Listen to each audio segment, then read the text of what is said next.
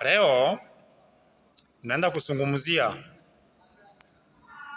uzinzi, uasherati pamoja na ukahaba na ushoga ulio kati ya waimbaji wa nyimbo za Injili.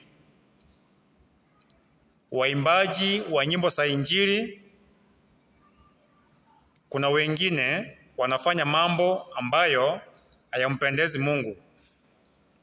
Na haya maneno ninawaambia, sitaki Mungu akuje kunidai damu yenu. Lakini mkikataa, damu yenu itakuwa juu ya vichwa vyenu. Kuna watu ambao ni waimbaji wa nyimbo za Injili za kumtukuza Mungu, wanafanya uzinzi, uasherati, ulawiti na ukahaba, hizo takataka zote. Alafu baadaye wanakuja kumwimbia Mwenyezi Mungu. Hizi vitu wanafanyia huko nje,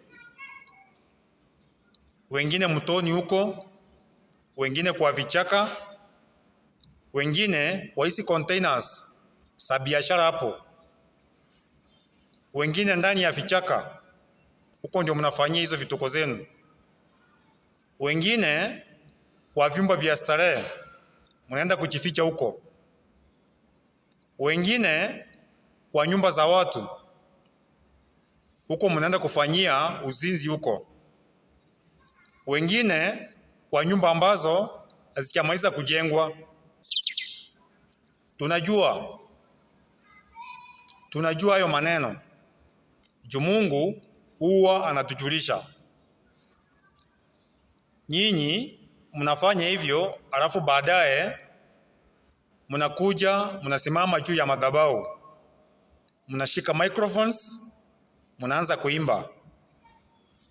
Mnaelewa chenye mnachokifanya? Hicho ambacho mnachokifanya mnakielewa? Nilikuwa ninaomba hivi, kabla hamjasimama juu ya madhabahu, mjioji kwanza.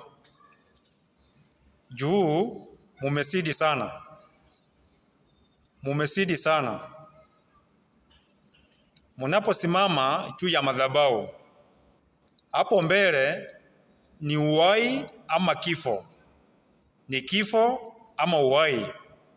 Hapo kuna baraka na kuna laana. Kwa hivyo ninaomba hivi,